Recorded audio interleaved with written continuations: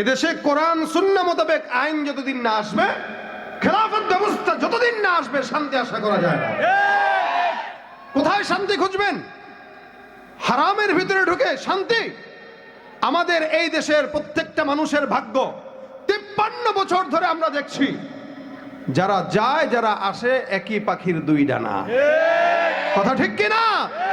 যাদের হাতে যায় ক্ষমতা, দেশ যেন বাপের ভিটা, রাখতে চেয়ার শুরু করে বিদেশিদের পাচাটা। যাদের হাতে যায় ক্ষমতা, দেশ যেন বাপের ভিটা, রাখতে চেয়ার শুরু করে বিদেশিদের পাচাটা।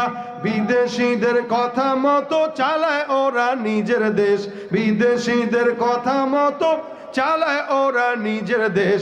দেখতে দেখতে গোল্লায় গেল আমার সোনার বাংলাদেশ। দেখতে দেখতে গোল্লায় গেল আমার সোনার বাংলাদেশ। দেখতে দেখতে গোল্লায় গেল আমার সোনার বাংলাদেশ। একে একে শেষ করেছি, সবার দেখা হইল শেষ। দেখতে দেখতে গোল্লায় গেল আমার সোনার বাংলাদেশ। দেখতে দেখতে গোল্লায় গেল আমার সোনার বাংলাদেশ। কেউ দিল না, সবাই নিল, আমরা যে কলুর বলদ। সারা বছর নেয় না খবর, নির্বাচনে খুব দরদ। কেউ দিল না, সবাই নিল, আমরা যে কলুর বলদ। সারা বছর নেয় না খবর, নির্বাচনে খুব দরদ। নির্বাচনের আগে নেতা ধরে কত রকম বেশ, নির্বাচনের আগে নেতা ধরে কত রকম বেশ। দেখতে দেখতে গোল্লায় গেল দেশ। দেখতে দেখতে গোল্লায় গেল আমার সোনার বাংলাদেশ। একে একে শেষ করেছি, সবার দেখা হইল শেষ। দেখতে দেখতে গোল্লায় গেল মুসলমানের দেশটা মোদের আছে খাতা কলমে।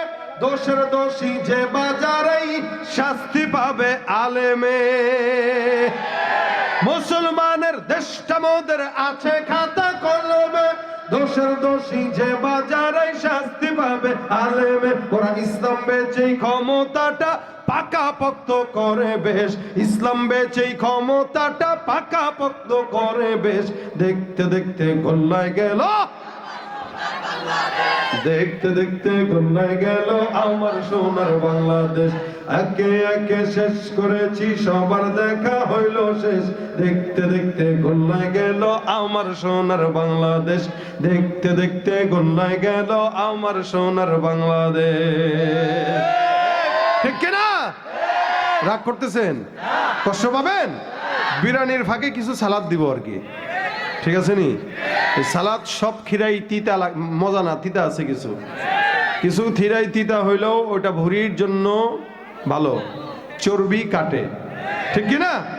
কিছু কিছু যদি সালাদ আপনার দিলের বিরুদ্ধেও যায়, নেতার বিরুদ্ধেও যায়, মেনে নিবেন, গুনাহের চর্বি কাটবে ইনশাআল্লাহ।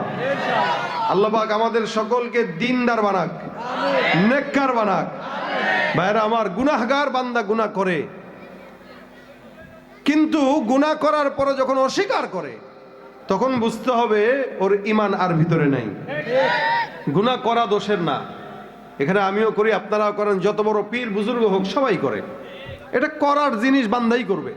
বান্দা যদি না করতো আল্লাহ পাক অন্য কোনো জাতিকে গুনাহের জন্য আবার পাঠাইতেন, তারা গুনাহও করতো, তওবাও করতো। কিন্তু আল্লাহ পাক রব্বুল আলামিনের বান্দা গুনাহ করার দোষের না, তবে গুনাহের উপরে অটল থাকাটা দোষের। একটা হলো আমি গুনাহ করছি, আল্লাহ আমার মাফ করে দেখ। আর একটা হলো দূর আমি কিসের গুনাহ করছি, এটা গুনাহ নাকি? এই জন্য তো আমাদের দেশে ঘুষ খায়, ভাই টাকা গুনে নেন, সুন্নত ঘুষের টাকা। দেখছেন নি আপনারা? এটা সংবাদে দেখেন নাই? টেবিলের নিচ দিয়ে গুনে গুনে খাচ্ছে, তো গুনে গুনে খাওয়ার কথা বলে, সুন্নত মোতাবেক খাও। তার মানে ঘুষ খাওয়াটা তার কাছে সুন্নত মনে হইতেছে। ঈমান আছে আর?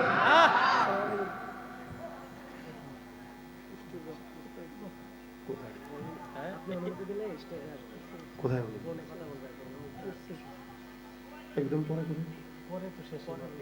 আমার পরে আমার বয়ানের পরে মোনাজাতের আগে উঠবে কেন?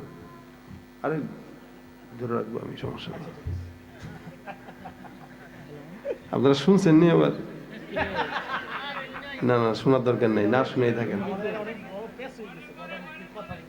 আচ্ছা, প্রধান অতিথি কথা বলবে, সমস্যা নাই, তবে প্রধান বক্তা কথা বলার পরে।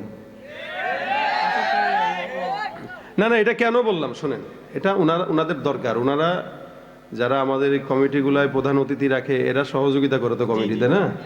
তো এই ওনাদের সহযোগিতা আছে বলেই তো মাহফিল হয়, যুবকরা তাদের থেকেই তো নেয়, তাই না? তবে আলহামদুলিল্লাহ আমার আলোচনার পরে আপনারা সবাই থাকবেন তো, মানে আমি যাওয়ার আগে উঠবেন না। তবে আমি আপনাদেরকে ধরে রাখার সিস্টেম আমার জানা আছে, টেনশন নাই। লোক আরো হোক, আমাদের প্রধান অতিথি সবার সামনে কথা বলবে, এখনো আসবে, আসতেছে।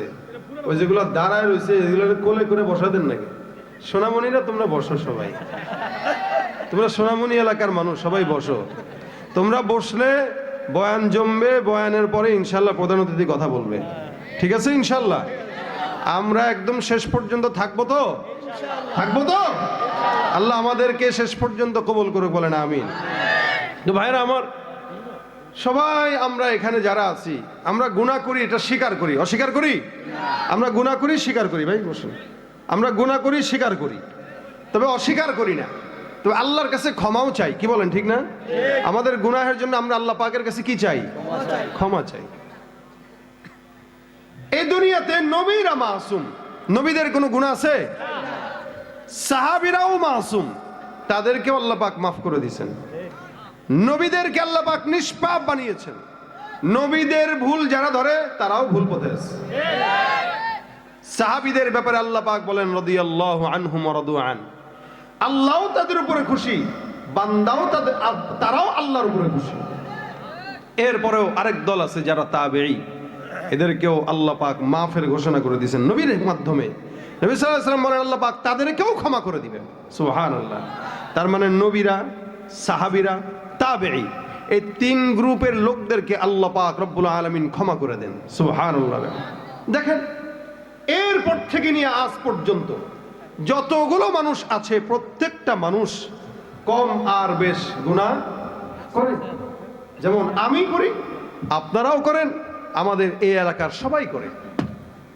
শুধু এই তিন গ্রুপের মানুষদের ব্যাপারে রাসূল সাল্লাল্লাহু আলাইহি ওয়াসাল্লাম বলেছেন খায়রু উম্মতি করনি সুম্মাল্লাযীনা ইয়ালুনাহুম সুম্মাল্লাযীনা ইয়ালুনাহুম, সর্বোত্তম জামানা নবীর জামানা, তারপরের জামানা, তারপরের জামানা।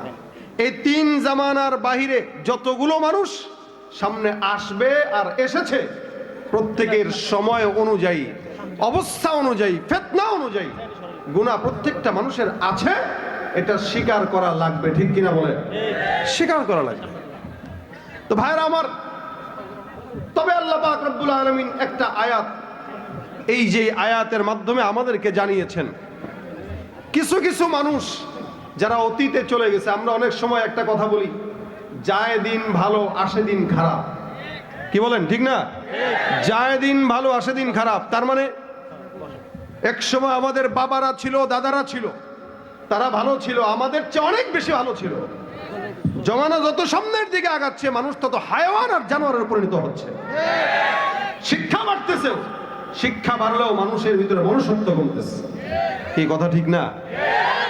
এই জন্য আল্লাহ বলেন ওয়াস-সাবিকুন আস-সাবিকুন উলাইকাল মুকাররাবুন, والسابقون السابقون أولئك المقربون في جنات النعيم سلة من الأولين وقليل من الآخرين। আল্লাহ পাক রব্বুল আলামিন বলেন, অতীতে যত জামানা চলে গেছে, যত মানুষ চলে গেছে, প্রত্যেকটা মানুষের মধ্যে এরাই হলো আল্লাহর নিকটে। রাসূল সাল্লাল্লাহু আলাইহি ওয়াসাল্লাম বিদায় হয়েছে ১৫০০ বছর। যেই ব্যক্তিটা আজ থেকে ১০০ বছর আগে জন্মগ্রহণ করলো, ওই ব্যক্তিটা আল্লাহর নবীর আমার চাইতে ১০০ বছরের নিকটে। যেই ব্যক্তিটা ৫০০ বছর আগে জন্মগ্রহণ করলো, সে আমার চাইতে নবীর ৫০০ বছরের নিকটে। যেই ব্যক্তিটা ১০০০ বছর আগে জন্মগ্রহণ করলো, আমার চাইতে ওই বান্দাটা আল্লাহর নবীর ১০০০ বছরের নিকটে। তার মানে বোঝা গেল, যেই ব্যক্তি যত নবীর নিকটে ও আল্লাহর তত নিকটে, জান্নাতের তত নিকটে। আল্লাহ পাক বলেন সুল্লাতুম মিনাল আউয়ালিনা ওয়া কালিলুম মিনাল আখিরিন, অতীতে যারা চলে গেছে ওদের অধিকাংশ বান্দা জান্নাতি, যারা সামনে আসবে এদের অধিকাংশ বান্দা জাহান্নামী। গুনাহের কারণে বান্দা জান্নাতি হয় আর জাহান্নামী হয়। মনে রাখবেন, আজ থেকে 50 বছর আগের জামানা আর এখন জামানা এক নয়। এক সময় আমরা গ্রামগঞ্জে দেখতাম মা বোনরা যখন রাস্তায় নামতো, এরা যখন রাস্তায় নামতো এদের হালতটা ছিল এমন, এরা যখন কোনো পরপুরুষকে দেখতো ওড়নাটাকে এই পর্যন্ত দিয়া কোনো না কোনো গাছের নিচে যা তারা লুকায় যাইতো যেন কোনো পরপুরুষ না দেখে। কোনো বিল্ডিং এর নিচে লুকাইতো, বিল্ডিং এর আড়ালে লুকাইতো, অথবা গাছের আড়ালে লুকাইতো। যদিও 60 বছর বয়স, কিন্তু ঘোমটাটা এমন নিচে নামায় দিত যেন কোনো ছায়াও কোনো বান্দা পরপুরুষ না দেখে। 30 বছর আগে, 40 বছর আগে গ্রামগঞ্জে এই দৃশ্যগুলো নজরে পড়তো।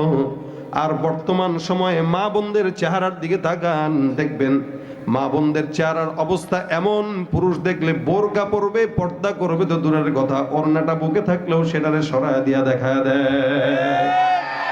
তবে হ্যাঁ, ভালো তো কিছু আছে আলহামদুলিল্লাহ। 100-র ভিতরে 90টাই খারাপ, বাকি 10টা কোনো মতো টেনে হেসড়ে ভালো। আমাদের মা বোনদেরকে আমরা কখনো, আমি আমার মায়ের কথা বলি, মানুষের সামনে প্রকাশ্যে কোনোদিন শাড়িটাকে নাড়তে দেখি নাই। পর্দার বড় খেলাফ হবে এই কারণে। এক সময় আমরা আমাদের বাবাদেরকে, দাদাদেরকে দেখতাম সকালবেলা ফজরের নামাজের পর কোরআন তেলাওয়াত না করে ঘরের কোনো কাজে দিত না, হাত দিত না। আমরা আমাদের মা খালাদেরকে দেখতাম সকালবেলা ঘরের কোনো কাজ কোরআন তেলাওয়াত ছাড়া হাত দিত না।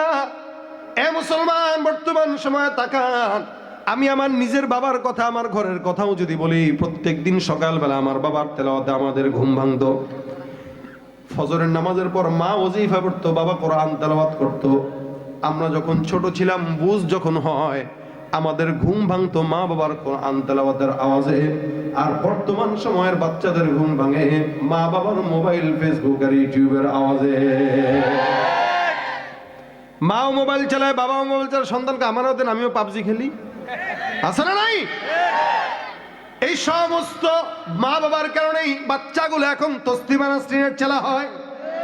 এই সমস্ত মা বাবার কারণে এই বাচ্চাগুলো এখন নাস্তিক হয়, মুরতাদ হয়, ঘুষখোর হয়, চাঁদাবাজ হয়।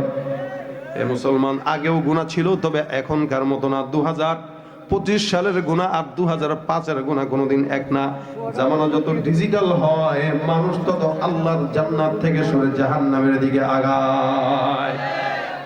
ভাইরা আমার, এক সময় বান্দা ঘুষটাকে হারাম মনে করতো, সুদটাকে হারাম মনে করতো, এখন সুদকে হারাম মনে করে না, এটা মুনাফা।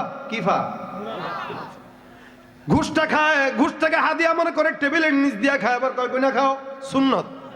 কত বড় ইমানদার, ঘুষটা গোনা ছাড়া খায় না, সুন্নত মোতাবেক খায়। আবার কত বড় ইমানদার হইলে সুদটাকে মুনাফা বইলা খায়। বউরে পিটায়া যৌতুকের টাকা খায় আর কয় হাদিয়া। এ মুসলমান, হারামটাকে যদি কেউ হালাল নাম দিয়া চালায় দেয়, তাহলে পেট খারাপ হলে যেটা বের হয় সেটারে ডাইল মনে করে খায়, হালাল হয়ে যাবে। ওরা হলো দেশের লাগি মহামারীর মতো, ফাইলে কলম ঠেকাইয়া চালায় তারা নির্যাতন। ঘুষের টাকায় ওদের বুড়ি, ঘুষের টাকায় ওদের বুড়ি করে যে টান টান। ওরা শিক্ষিত শয়তান, ওরা শিক্ষিত শয়তান, ওরা শিক্ষিত শয়তান, ওরা শিক্ষিত শয়তান। দুর্নীতির ওই আখড়ায় বসে, দুর্নীতির ওই আখড়ায় বসে জাহির করে জ্ঞান, কলম দিয়ে কামায় টাকা, ধরে সাধুর ভাত। ওরা শিক্ষিত শয়তান, ওরা শিক্ষিত শয়তান, ওরা শিক্ষিত শয়তান, ওরা শিক্ষিত শয়তান। শিক্ষাঙ্গনের দিকে ভাইরে দেখো না চোখ মেলিয়া, ছাত্ররা সব বই ছাড়িয়া থাকে শুধু প্রেম লইয়া। ঠিক যে কইতেছে, বিয়ে করছি না এগুলা, যারা বিয়ে করে নাই এগুলা এগুলা করে বেড়ায়, ঠিক কিনা? শিক্ষাঙ্গনের দিকে ভাইরে দেখো না চোখ মেলিয়া, ছাত্ররা সব বই ছাড়িয়া আছে শুধু প্রেম লইয়া। অস্ত্র সে তো সঙ্গের সাথী, অস্ত্র সে তো সঙ্গের সাথী, হইতে মস্তান। ওরা শিক্ষিত শয়তান, ওরা শিক্ষিত শয়তান, ওরা শিক্ষিত শয়তান, ওরা শিক্ষিত শয়তান, ঠিক কিনা? শিক্ষা আছে কিন্তু শয়তান বাড়তেছে না কমতেছে? শিক্ষা আছে, দুনিয়ার সব বুঝে, দুর্নীতিও বুঝে, কোরআন পড়ে, তেলাওয়াত করে, নামাজ পড়ে, রোজাও রাখে, ইমানদারও দাবি করে, তাহাজ্জুদ 80 রাকাত পড়ে, এরপরও দুর্নীতি ছাড়তে পারে না। ঘুম থেকে উঠলে যায় নামাজ চোখে দেখে, তসবিহ চোখে দেখে, আলেমদেরকে জেলখানায় ভরতে দেরি করে না। যদিও মুসলমান দাবি করে, ইমানদার দাবি করে, এগুলা সব হলো বেঈমান, ভণ্ড, মুনাফিক ছাড়া কিচ্ছু নয়। ভাইরা আমার, দেখেন আল্লাহ পাক রব্বুল আলামিন এই কারণে বান্দাকে কয়, প্রত্যেকটা বান্দার সমাজে চলতে গেলে গুনাহের পথে যায়। আল্লাহ পাক রব্বুল আলামিন বলে, বান্দা গুনাহ যদি হয়ে যায় টেনশনের কোনো কারণ নাই, দুইটা কাজ করবা। 1 নাম্বার ওয়া আনিস্তাগফিরু রাব্বাকুম, 2 নাম্বার সুম্মা তুবু ইলাই। 1 নাম্বার তোমরা তোমাদের রবের দরবারে ইস্তিগফার করো, 2 নাম্বার সবাই মিলে আল্লাহর দরবারে তওবা করো। এই 2টা কাজ যদি প্রত্যেকটা বান্দা যৌথভাবে করে, ইউমাত্তিউকুম মাতান হাসানান ইলা আজালিম মুসাম্মা, আমি আল্লাহ বান্দার যত দুনিয়াবি কল্যাণ দরকার সব কল্যাণ এই 2টা আমলের কারণে বান্দাকে দান করে দিব। 1 নম্বরে ইস্তিগফার, 2 নম্বরে তাওবা। ইস্তিগফারটা আল্লাহ পাক রব্বুল আলামিন আদেশ দেয়। নবী করিম সাল্লাল্লাহু আলাইহি সাল্লাম বলেন, কেউ যদি গুনাহের বোঝা মাথায় নিয়ে দিল থেকে বলে আস্তাগফিরুল্লাহ, আমার পয়গম্বর ডাক দিয়া কয়, বান্দার যদি সমুদ্রের ফেনা পরিমাণ গুনাহ হয়, আল্লাহ পাক রব্বুল আলামিন বান্দার সমস্ত গুনাহ খাতাগুলোকে আল্লাহ পাক রব্বুল আলামিন ধুয়ে মুছে সাফ করে দেয়। ইস্তিগফার যদি কেউ একবার দিল থেকে কয়, আমরা তো আমাদের কাছে এটা একটু সহজ হয়ে গেছে যে আস্তাগফিরুল্লাহ, এটা বলে কি হয়, এটাই সব। এই সব জিনিস রাসূল বলেন, এটা কেউ যদি বেশি বেশি পড়ে আল্লাহ পাক তাকে মুস্তাজাবুদ দাওয়া বানায় দেয়। মুস্তাজাবুদ দাওয়া মানে যত দোয়া করবেন সব কবুল। আল্লাহর কাছে এমন কোন দোয়া নেই যেই দোয়া চাবেন আর কবুল হবে না। আল্লাহর নবী বলেন, ইস্তিগফার বেশি বেশি পড়ে আল্লাহ পাক বান্দা তোমার সব দোয়া কবুল করে নেবেন। ইমাম আহমদ ইবনে হাম্বল রাহমাতুল্লাহ আলাইহির নাম শুনছেন তো আপনারা? 4 ইমামের অন্যতম ইমাম ইমাম আহমদ ইবনে হাম্বল। ইমাম আহমদ ইবনে হাম্বল কোন একটা জায়গায় সফরের জন্য যায়। উনি যাচ্ছেন কোন একটা জায়গায় হেঁটে হেঁটে, গভীর রাত।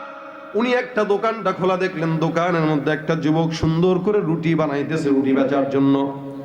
বাজারে স্টানের মধ্যে রাত্রিবেলা চায়ের দোকান খোলা থাকে, এমন একটা বাজার যেই বাজারের মধ্যে এক আল্লাহর বান্দা বারবার রুটি বানায়। ইমাম আহমদ ইবনে হাম্বল ডাক দেয়া কয়, যুবক, এই জায়গা আমাকে রাত্রিবেলা একটু জায়গা দিবা কিনা? গভীর রাত হয়ে গেছে, শীতের মধ্যে, আমি একজন মুসাফির মানুষ, তোমার কাছে আশ্রয়ের জন্য আসলাম, একটু জায়গা দাও। ইমাম আহমদ ইবনে হাম্বলকে যুবক তো চিনে না, ডাক দেয়া কয়, আমার দোকানের মধ্যে আপনি যতক্ষণ মন চায় ততক্ষণ থাকেন, কোনো সমস্যা নেই, আপনি মেহমান মানুষ। এক সময় এমন ছিল, মুসাফিররা রাতের বেলা সফরের সময় রাত্রিবেলা কোনো ঘরের মধ্যে যে যদি বলতো, ভাই আমি মুসাফির, জায়গা দেন, মানুষ নেয়ামত মনে করে ওই মুসাফিরকে জায়গা দিয়ে দিত। বর্তমান সময় যদি কেউ রাত 2টার সময় এসে কয়, ভাই আমি মুসাফির, দরজা খুলবেন নি? খুললে উপায় আসেনি। মানুষ সময় যত যায় সন্ত্রাস হইতেছে, দুর্নীতিবাজ হইতেছে, অমানুষ আর সুরের জাত হইতেছে, ঠিক কিনা? ভাইরা আমার, দেখেন, এই জন্য আল্লাহ পাক কখনো কখনো বান্দাকে দাবি বানাইছেন, বলে লাহুম কুলুবুল লা ইয়াফকাহুনা বিহা ওয়া লাহুম আ'য়ুনুন লা ইবসিরুনা বিহা ওয়া লাহুম আযানুন লা ইয়াসমাউনা বিহা উলাইকা কাল আনআম বাল হুম আদাল উলাইকা হুমুল গাফিলুন। কিছু কিছু বান্দা আছে আল্লাহ পাক ডাক দেয়া কয়, যাদের কলব আছে কিন্তু তারা কলব দিয়া বুঝে না। তার মানে দুনিয়া বুঝে কিন্তু কোরআন বুঝে না। দুনিয়ার রাজনীতি বুঝে, নোংরামি বুঝে, দুর্নীতি বুঝে, চাঁদাবাজি বুঝে, ব্যবসা বুঝে, সব বুঝে, কিন্তু আল্লাহর কোরআনটাকে বুঝে না। আমার আল্লাহ বলেন, লাহুম কুলুবুল লা ইয়াফকাহুনা বিহা, এদের কলব আছে কিন্তু তারা কলব দিয়া বুঝে না। ওয়ালাহুম আ'য়ুনুন লা ইবসিরুনা বিহা, এদের চক্ষু আছে দেখে না। বলে চক্ষু আছে দেখে না, তার মানে অন্ধ? বলে না না, চক্ষু আছে দেখে না কিন্তু আল্লাহর কোরআন দেখে না।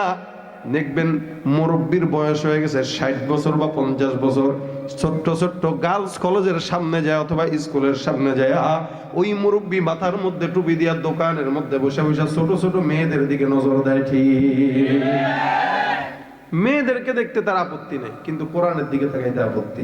আল্লাহ বলেন, ওয়ালাহুম আয়ুন চক্ষু আছে, লা ইউবসিরুনা বিহা, চোখ দিয়া দেখে না। কি দেখে না? আল্লাহর কোরআন দেখে না, বাকি হারাম যা আছে সব দেখে। ওয়ালাহুম আযানুন লা ইয়াসমাউনা বিহা, কান আছে শুনে না।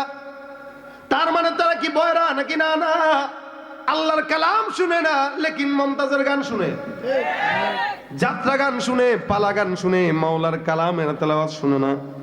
আমার আল্লাহ কয় এগুলা কিসের মতো জানো? উলাইকা কাল আনআম, এগুলো সব হায়াওয়ানের মতো, জানোয়ারের মতো। কেন? একটা মুসলমানের নামাজ পড়া এটা তার জন্য ফরজ। মুসলমান নামাজ পড়ে না, রোজাও রাখে না, যাকাতও দেয় না, হজও করে না।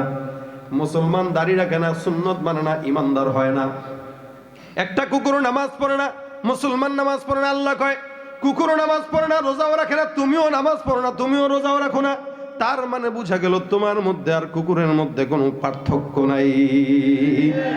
এরপরে বলেন উলাইকা কাল আনআমি বাল হুম আদল। আল্লাহ পাক বলেন এগুলা কুকুরের চাইতেও খারাপ। একটা মুসলমান কুকুরের চাইতে কেমনে খারাপ হয়? মনে রাখবেন, এলাকার ভিতরে যত দুর্নীতি আছে মানুষ করে না, কুকুর করে। চাঁদাবাজি মানুষ করে না, কুকুর করে। এমন কি হয়েছে কোনোদিন কুত্তা 10টা মিলে এসে কয় আমরা কুত্তা সমিতি আসছি, আমাদেরকে হাড্ডি দেন? বলছেনি যে কুত্তা সমিতি আসছে, এটা সভাপতি, ইনি সেক্রেটারি, ইনি প্রধান অতিথি, এই আমরা আমাদেরকে মাস শেষে 5,000 টাকার হাড্ডি না দিলে হরতাল। এ সমস্ত কথা, চাঁদাবাজি, দুর্নীতি, চুরি, ডাকাতি, জবরদখল, এগুলা কুকুর করে না, করে কে? আমার আল্লাহ কয় যেই কাজ কুকুর করে না, যেই কাজ শুয়োর করে না, উলাইকা কাল আনআমি বাল হুম আদল। কিছু কিছু মানুষ কুকুরের মতো, বরং তার চাইতেও খারাপ। কেমনে খারাপ? যেই কাজ কুকুর করে না, বিড়াল করে না, হায়াওয়ান করে না, জানোয়ার করে না, ওই কাজ তুমি মানুষ হয়ে করো। আমি আল্লাহ বললাম তুমি কুকুর, বিড়াল, হায়াওয়ানের চাইতেও খারাপ। মানুষের মতো দেখা যায়, চেহারা সুরাতেও মানুষ, কিন্তু মানুষের মতো দেখা গেলেও কি হবে? এর ভিতরে যা কিছু আছে একটাও মানুষের মতো নয়। একে দেখলে বোঝার উপায় নাই এটা দেখতে মানুষ, কিন্তু ভিতরে সব হায়াওয়ান, জানোয়ারের মতো, ঠিক কিনা? চেহারাটা দেখতে ভালো, পোশাকটাও চমৎকার, অন্তরে তার কালি ভরা, কাজটা বড় কদাকার। এই মানুষের ভিড়ে আজ আসল মানুষ নাই রে নাই, এই মানুষের ভিড়ে আজ আসল মানুষ নাই রে নাই। মানুষ দেখতে চলো এবার জাদু ঘরে যাই সবাই, ঠিক কিনা? শিক্ষার জোরে, ডিগ্রির ভারে, সাহেবের মাজা বাঁকা, মুস্কি হেসে সব অফিসে নেয় যে ঘুষের টাকা। শিক্ষিত এই অমানুষদের দেশে তো আজ অভাব নাই। মানুষ দেখতে চলো এবার জাদু ঘরে যাই সবাই। আরে সাধের দুনিয়ায় মানুষ পাওয়া বড় দায়। মানুষ দেখতে চলো এবার জাদু ঘরে যাই সবাই। রাস্তাঘাটে যায় না চলা এই মানুষের ভিড়ে, ওই ভিড়ের মাঝেও আবার কেহ অন্যের পকেট মারে। এই জন্য দাঁড়াইতে মানা করতেছি আপনাদেরকে, এরপর দাঁড়া রয়েছেন। যাওয়ার সময় দেখবেন রাতের আমল ফেসবুক মোবারক যেটাতে চালান, ওই মোবাইল শরীফ নাই। চুরি করতে পারে কিনা? না, আজহারি সাহেব আসছে, পরের দিন থানায় খালি জিডি আর জিডির হিড়িক। কেন? ওই জায়গায় ওয়াজ শুনতে যেগুলো গেছে, এদের মাঝখানে আবার 1000 চোরও গেছে। মানুষ যত বেশি, চুরি করতে তত সুবিধা, ঠিক না? এই যে দাঁড়ায় রয়েছেন, দেখবেন বাসা যাওয়ার সময় মোবাইলটা নাই, মাঝে মাঝে পকেটে হাত দিয়ে দেখেন মোবাইল আছে কিনা। নাহলে বসেন চুপ করে, বসেন, সবাই বসেন। রাস্তাঘাটে যায় না চলা এই মানুষের ভিড়ে, ওই ভিড়ের মাঝেও আবার কেউ অন্যের পকেট মারে। তাকেও যদি মানুষ বলো আমার বলার কিছুই নাই, তাকেও যদি মানুষ বলো আমার বলার কিছুই নাই। মানুষ দেখতে চলো এবার জাদু ঘরে যাই সবাই, ঠিক না বেঠে? সব মানুষ না, কিছু মানুষ আছে মানুষের সুরতে আসলে জানোয়ার। আল্লাহ পাক রব্বুল আলামিন এই কারণে বলেন সবাই মানুষ না, কিছু কিছু মানুষ মানুষের মতো, কিন্তু আসলে মানুষ বলা যায় না। মনুষ্যত্ব চলে গেছে, যার কারণে এখন কেউ কাউরে বিশ্বাস করে না। ইমাম আহমদ ইবনে হাম্বল রাহমাতুল্লাহি আলাইহি যখন যুবককে বললেন, যুবক বলেন আপনি আমার কাছে থাকেন। ইমাম আহমদ ইবনে হাম্বল বলে আমি যতক্ষণ যুবকের সামনে বসলাম ততক্ষণ একটা আমল বারবার করতে দেখলাম। যুবকটা রুটি বানায় জবান দিয়ে বলে আস্তাগফিরুল্লাহ। রুটি বানায়, রুটি বেলে আস্তাগফিরুল্লাহ, আগুনের মধ্যে দেয় আস্তাগফিরুল্লাহ, কেউ নিতে আসলো আস্তাগফিরুল্লাহ। কারো থেকে টাকা গ্রহণ করলো আস্তাগফিরুল্লাহ, টাকা দিল আস্তাগফিরুল্লাহ, রুটি হাতের মধ্যে ধরায় দেয় আস্তাগফিরুল্লাহ। অর্থাৎ জবানের মধ্যে একটাই মাত্র শব্দ কি? ইমাম আহমদ ইবনে হাম্বল তাকায় দেখে, আরে কিরে, নবী করিম সাল্লাল্লাহু আলাইহি ওয়াসাল্লামের হাদিসের মিসদাক এই যুবকটা। আল্লাহ পাক রব্বুল আলামিনের নবী বলেন, এ মুসলমান, 7 প্রকার মানুষকে আল্লাহ পাক রব্বুল আলামিন আল্লাহর আরশের নিচে ছায়া দিবে। এর মধ্যে ওই টাইপের যুবক, যে যুবকটা নাশা ফি ইবাদাতিল্লাহি তাআলা, যে যুবকটা আল্লাহ পাকের ইবাদতে তার যৌবনটা কাজে লাগায়। আমি এমন যুবক আর কোনোদিন দেখি নাই যে যুবকটা 24টা ঘন্টা তার জবানের মধ্যে একটাই শব্দ আস্তাগফিরুল্লাহ আস্তাগফিরুল্লাহ উচ্চারণ করে। এগুলো তো মুরব্বী মানুষের কাজ, এগুলো তো সাধারণত বয়স হওয়ার পর করে। এই যুবকটা এই অবস্থায় রুটিও বানায় আস্তাগফিরুল্লাহ কয়, যেটাই করে আস্তাগফিরুল্লাহ বলে।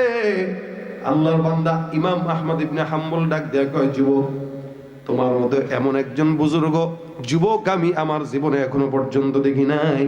তোমাকে যতক্ষণ আমি দেখলাম ততক্ষণ জবান দিয়া ইস্তিগফারের আমল ছাড়া অন্য কোনো বাজে কথা বলতে দেখি নাই। আর আমাদের অবস্থা তো এরকম, যতক্ষণ 5-6 জন মিলা বয়ান করি কথা বলি ততক্ষণ নোংরামি আলাপ ছাড়া ভালো কোনো আলাপ নাই। আর চায়ের দোকানে যদি বসতে পারে তাহলে কামি হইছে। এটা সংসদ, ছোট্ট এলাকার এক একটা চায়ের দোকান, এক একটা সংসদ। এই সংসদের স্পিকার হইলো মাননীয় চায়ওয়ালা। এনে বৈশা যত প্রকার আজগবি কথা এগুলা এখান থেকে সাপ্লাই হয়। রুটি উঠানোর টাকা না থাকলেও 32 ইঞ্চি টিভি লাগানোর টাকা শয়তান তাকে ঠিকই জোগাড় করে দিয়েছে। ওখানে বসে বসে বাদামমান নাটক দেখে আর গীবত শিকায়েতের আড্ডা জমায়। এখান থেকে শিখেন যুবকটা বারবার আস্তাগফিরুল্লাহ আস্তাগফিরুল্লাহ কয়।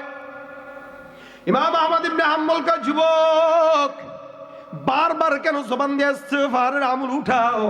যুবক ডাক দিয়ে বলতেছে, হুজুর, আপনাকে আমি চিনি না, তবে আমার গোপন রহস্য আপনাকে বলতেছি, আপনাকে আমার ভালো লাগছে, শুনে নেন।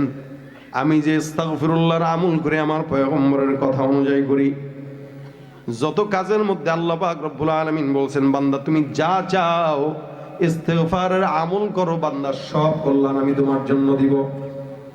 নবী বলেছেন ইস্তিগফার করলে আল্লাহ নাকি মুস্তাজাবুদ দাওয়াও বানায় দেয়। এই কারণে আমি আমার জবান দিয়া বারবার ইস্তিগফার উঠাই। আল্লাহর কসম, আল্লাহ পাক রব্বুল আলামিন এই যাবত যত দোয়া করলাম সব দোয়া আল্লাহ পাক রব্বুল আলামিন কবুল করছেন। তার মানে ইমাম আহমদ ইবনে হাম্বল কয়, তুমি কি মুস্তাজাবুদ দাওয়া ধরে নিতে পারেন? তবে এখনো পরিপূর্ণ হই নাই, কারণ আল্লাহ পাক আমার সব দোয়া কবুল করলেও একটা দোয়া এখনো পর্যন্ত মাওলায় কবুল করে নাই। এই কারণে আমি এখনো পর্যন্ত বারবার জবান দিয়া পড়ি আস্তাগফিরুল্লাহ। আমার আল্লাহ পাক আমাকে মুস্তাজাবুদ দাওয়া বানাইছেন, সব দোয়া কবুল করেন। একটা দোয়া আল্লাহ পাক এখনো কবুল করে নাই। ইমাম আহমদ ইবনে হাম্বল ডাক দেয়া বলে, হে যুবক, কোন দোয়া আল্লাহ পাক রব্বুল আলামিন কবুল করে নাই তুমি আমার কাছে একটু শেয়ার করো। যুবক ডাক দেয়া কয়, হুজুর, আমি আল্লাহর কাছে এই পর্যন্ত যত দোয়া করলাম ইস্তিগফারের বদৌলতে সব দোয়া কবুল করলেও আমাদের এই এলাকার মধ্যে, আমাদের এই দেশের মধ্যে সবচেয়ে বড় ইমাম আহমদ ইবনে হাম্বল রাহমাতুল্লাহি আলাইহি আছে। আমি আল্লাহর কাছে বারবার দোয়া করি, আল্লাহ, ইমাম আহমদ ইবনে হাম্বলকে আমার নজরে একটা বারের জন্য দেখায় দিও। এখনো পর্যন্ত সব দোয়া কবুল হইলেও এই দোয়াটা এখনো কবুল হয় নাই, যার কারণে আমি আল্লাহর কাছে বলি, মাওলা, যতক্ষণ ওই দোয়া কবুল না হবে ততক্ষণ পর্যন্ত আমি আমার জবানে ইস্তিগফারের আমলে উঠাবো। ইমাম আহমদ ইবনে হাম্বল রাহমাতুল্লাহি আলাইহি দাঁড়ায় গেলেন। যুবকটাকে জড়ায় ধরে চোখের পানি ছেড়ে যুবকের কপালে চুমু খায় আর বলে, হে যুবক, তুমি জানো আল্লাহর দরবারে তুমি কত বড় মুস্তাজাবুদ দাওয়া। তোমার দোয়া আল্লাহ পাক কত কবুল করে। তোমার সমস্ত দোয়া আল্লাহ সাধারণভাবে কবুল করলেও ইমাম আহমদ ইবনে হাম্বলকে দেখার সাধনা আল্লাহ পাক রাত্রিবেলা কান ধরে তোমার দোকানের মধ্যে বসায় দিয়া দেখা করায় দিয়েছে। এ যুবক, শুনে নাও, আমি ইমাম আহমদ ইবনে হাম্বল এই রাত্রিবেলা তোমার দরবারে আল্লাহ পাক আমাকে কান ধরে তোমার দরবারে নিয়ে আসা তোমার মতো বুজুর্গের সঙ্গে আমার দেখা দিয়ে দিছে। এ ভাইরা আমার, ইস্তিগফারের বদৌলতে আল্লাহ পাক বান্দার সমস্ত মনের আশা পূরণ করে। টাকা নাই ইস্তেগফার করেন, সম্পদ নাই ইস্তেগফার করেন, সম্মান নাই ইস্তেগফার করেন, মনের মধ্যে শান্তি নাই ইস্তেগফার করেন, আসমান থেকে বৃষ্টি নাই ইস্তেগফার করেন। একটা বান্দা ইস্তেগফারের আমল যদি করে, বান্দার যত কিছু দরকার সব কিছুর বন্দোবস্ত করে দেন কে? আরেকটা ঘটনা বলে আপনাদেরকে শেষের দিকে নিয়ে যাই, দেখেন মনোযোগের সঙ্গে শুনেন। বসলেন, মাহফিলে আসলেন, শুনলেন সব কিছু, শোনার পরে বাসায় চলে গেলেন, কোনো আমল করলেন না, কোনো কাজ নাই। যা শুনবো আমলের নিয়তে শোনার তৌফিক দান করুক, বলেন আমিন। ইমাম হাসান আল বসরি রহমতুল্লাহ আলাইহি একদিন বসা, ওনার খানকায় একজন আল্লাহর বান্দা আসছে, ডাক দিয়া বলে, হুজুর এমন কোন গুনাহ নাই যে গুনাহটা আমি আমার জিন্দেগিতে করি নাই, আমাকে ছোট্ট একটা আমল শিখায় দেন, যে আমলের কারণে আল্লাহ পাক রব্বুল আলামিন আমার সমস্ত গুনাহগুলো মাফ করে দিবেন। হাসান বসরি কয়, যাও যাও, বেশি বেশি একটা শব্দ পড়বা, আস্তাগফিরুল্লাহ বলেন। গুনাহ হয়ে গেছে, যত বড় গুনাহ হোক না কেন, ইস্তেগফার যদি উঠাও, আল্লাহ পাক বান্দার সব গুনাহগুলো মাফ করে বান্দাকে আল্লাহ পাক রব্বুল আলামিন নিষ্পাপ বানায় দিবেন। আরেকজন বান্দা কিছুক্ষণ পর ঢুকে ডাক দেয়া কয়, হুজুর আমার এলাকায় আসমান থেকে বৃষ্টি হয় না, এমন একটা আমল শিখায় দেন যে আমলের কারণে আল্লাহ পাক আসমান থেকে বৃষ্টি দান করবেন। হাসান বসরি বলে, যাও যাও, বেশি বেশি একটা শব্দ পড়বা, আস্তাগফিরুল্লাহ।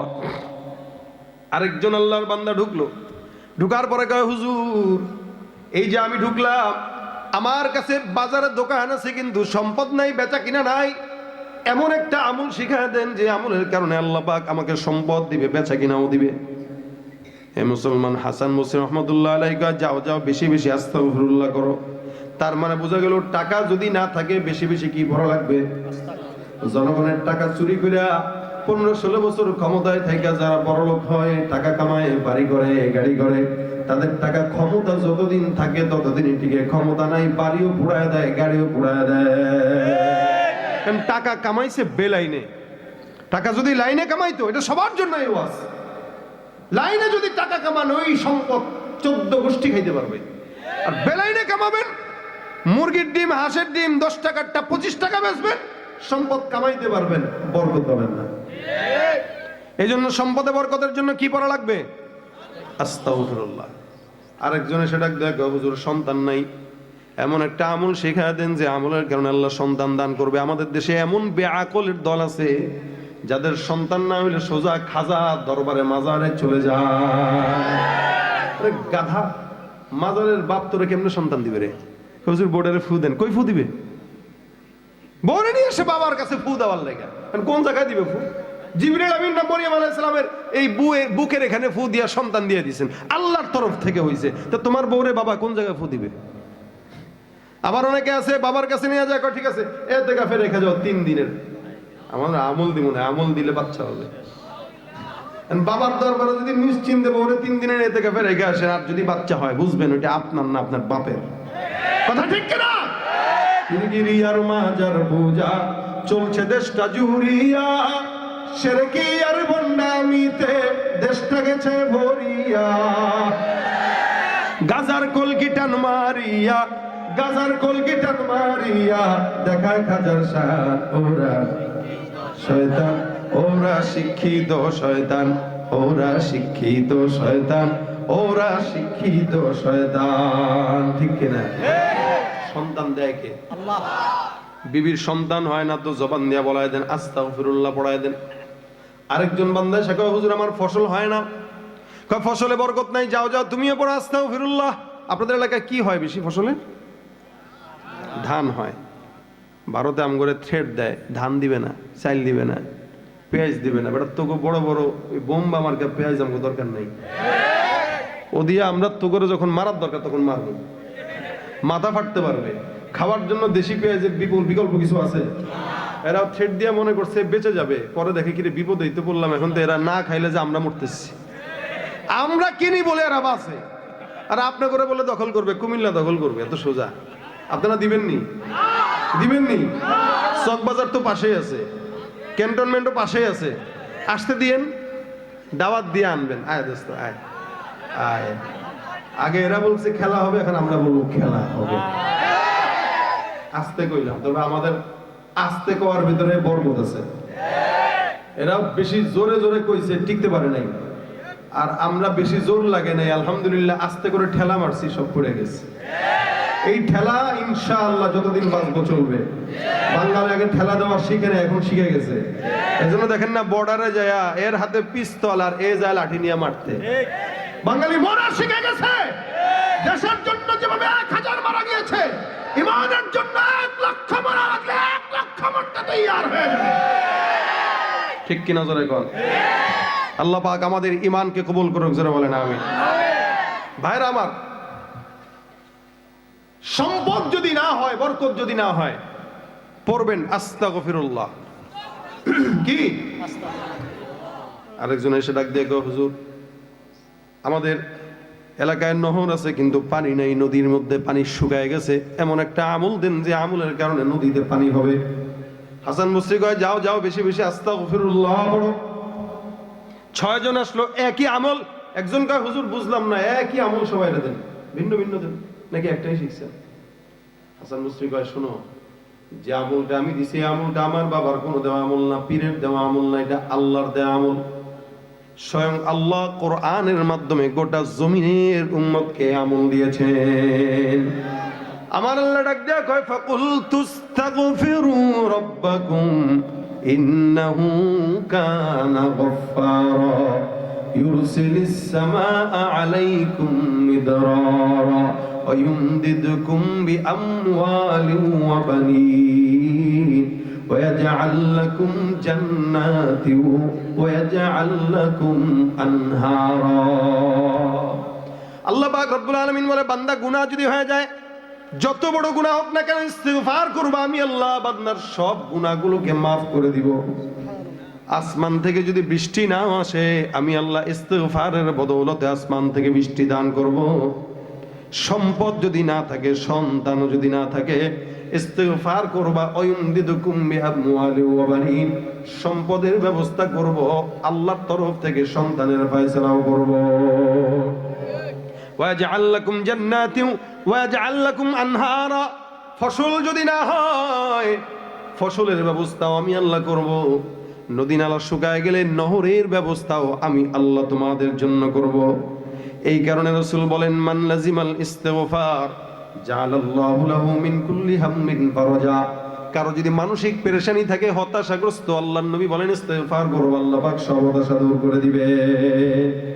2 নাম্বার, কারো যদি চাকরি না হয়, বরকত না হয়, টেনশন থাকে, রাস্তা যদি সংকীর্ণ থাকে, আল্লাহ পাকের হাবিব বলেন ইস্তিগফার করবা, সংকীর্ণতা দূর হবে।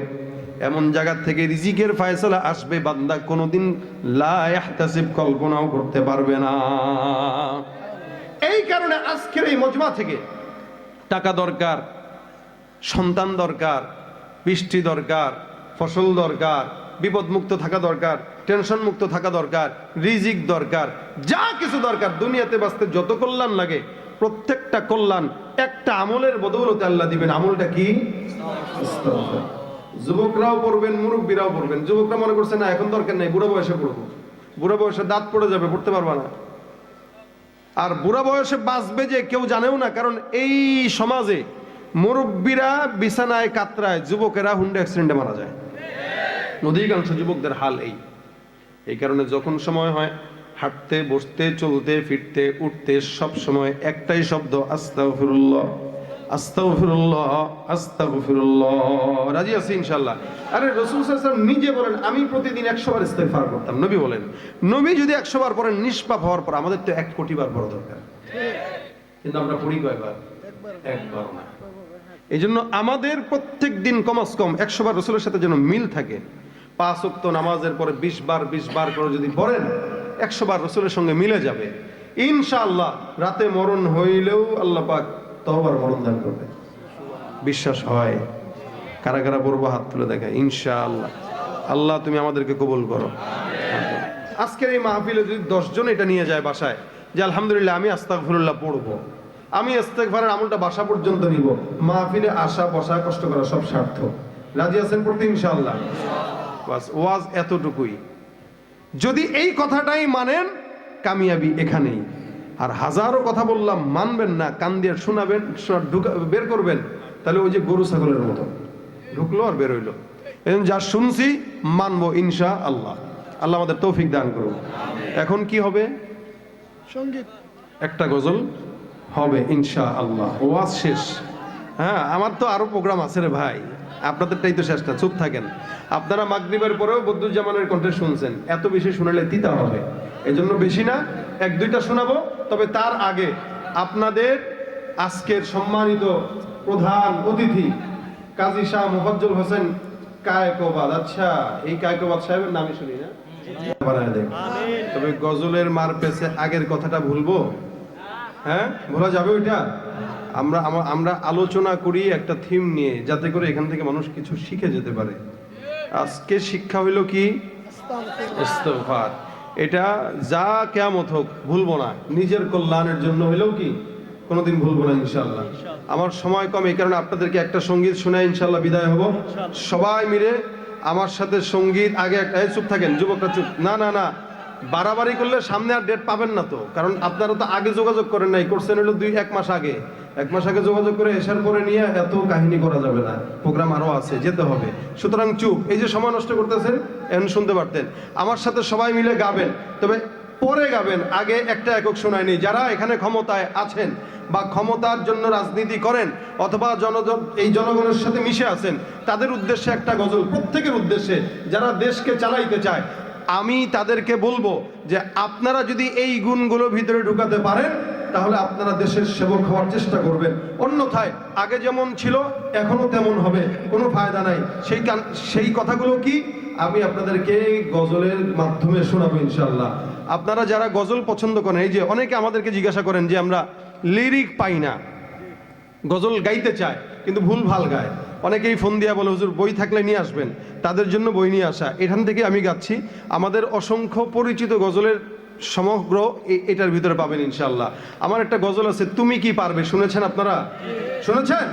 তুমি কি পারবে সোনার দেশটা সুন্দরভাবে গড়তে, তুমি কি পারবে মানুষের তোর জীবন দিয়ে লড়তে, তুমি কি পারবে সোনার দেশটা সুন্দরভাবে গড়তে, তুমি কি পারবে মানুষের তোর জীবন দিয়েই লড়তে, তুমি কি পারবে স্বাধীনতাকে আবার ফিরিয়ে আনতে, তুমি কি পারবে দুর্নীতিবাজ সন্ত্রাসীদের রুখতে, তুমি কি রাখতে পারবে দেশের মানুষকে সন্তুষ্ট, অভাবে কাহারও স্বভাব কখনো হবে না যে আর নষ্ট, তুমি কি পারবে ফিরিয়ে দিতে বঞ্চিতদের অধিকার, তুমি কি পারবে হতে জনতার জনপ্রিয় সেই সরকার, তুমি কি পারবে সব মানুষের বাসনা পূরণ করতে, বিপদ আপদে অসহায় এই জনতার পাশে দাঁড়াতে, এতই যখন পারো তবে কেন জনপদে মহামারী দেখে ভয়ে থর থর করো, তবে কেন জনপদে মহামারী দেখে ভয়ে থর থর করো, তুমি তো নিজেই দুর্নীতিবাজ লম্পট আর খুনি চাঁদাবাজ, তাহলে কিভাবে পারবে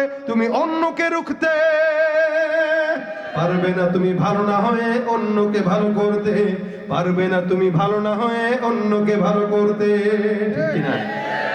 তুমি কি পারবে নাস্তিকদের বিচারটা আজ করতে, তুমি কি পারবে কাদিয়ানীদের কাফের ঘোষণা করতে, তুমি কি পারবে বেকার ছেলের চাকরির খোঁজ দিতে, বেকারত্বের অভিশাপ নিয়ে কেউ থাকবে না বসে, টাকার দায়ে গঞ্জে গায়ে কেউ পাবে না কষ্ট, মন্দ নেশায় হাজার যুবক হবে না পথভ্রষ্ট, মাদক যুক্ত দেশটাকে আজ মাদক মুক্ত করতে, পারবে কি তুমি অমরের মতো রাষ্ট্র কায়েম করতে, এতই যখন পারো তবে কেন নামাজের সময় তুমি সিগারেটে হাতে ঘোরো, তবে কেন নামাজের সময় তুমি সিগারেটে হাতে ঘোরো, তুমি তো নিজেই বড় নেশাখোর আদালতে রয়েছে না ঘুষখোর, তুমি তো নিজেই বড় নেশাখোর আদালতে রয়েছে না ঘুষখোর, তাহলে কিভাবে পারবে তুমি অন্যকে রুখতে, পারবে না তুমি ভালো না হয়ে অন্যকে ভালো করতে, পারবে না তুমি ভালো না হয়ে অন্যকে ভালো করতে, তুমি কি পারবে দেশের স্বার্থে প্রয়োজনে জান দিতে,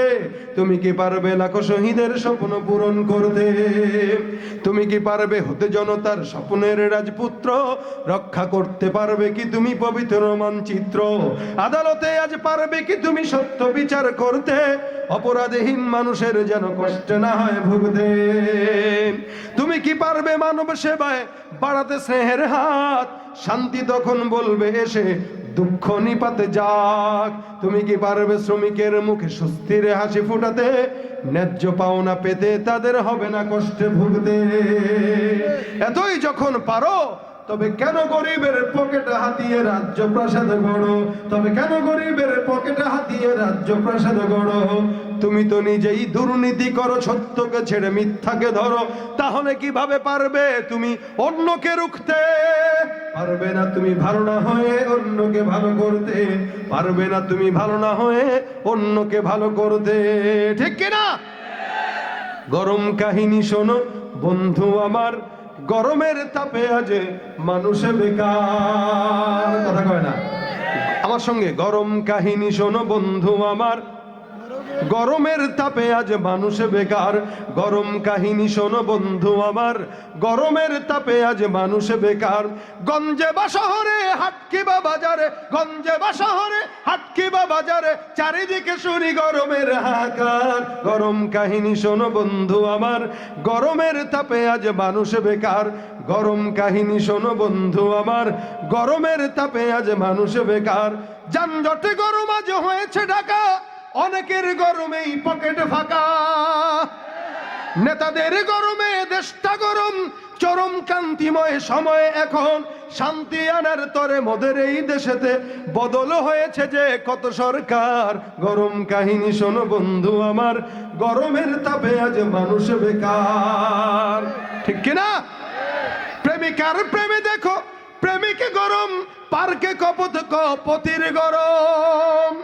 শিক্ষাঙ্গনে রাজনীতির গরম, আদালতে অবিচারের গরম। এভাবেই হবে শেষ, রসাতলে গেল দেশ, এভাবেই হবে শেষ, রসাতলে গেল দেশ। আর কত সইব গরম সমাচার। গরম কাহিনী শোনো বন্ধু আমার, গরমের তাপে আজ মানুষ বেকার। গরম কাহিনী শোনো বন্ধু আমার, গরমের তাপে আজ মানুষ বেকার। খাজার গরমে দেখো মাজার গরম, চুলার আগুনে দেখো কিডনি গরম। ভণ্ডের গরমে দেশটা গরম, ভণ্ডামি দিনে দিনে বাড়ছে এখন। ওদেরকে ঠেকাতে ইমানকে বাঁচাতে, ওদেরকে ঠেকাতে ইমানকে বাঁচাতে এসো হাতে হাত রাখি এবার। গরম কাহিনী শোনো বন্ধু আমার, গরমের তাপে আজ মানুষ বেকার। গরম কাহিনী শোনো বন্ধু আমার, গরমের তাপে আজ মানুষ বেকার। গরম কাহিনী শোনো বন্ধু আমার, গরমের তাপে আজ মানুষ বেকার। আল্লাহ পাক আমাদের যুবকদের এই প্রোগ্রাম কবুল করুন, যারা আসছে।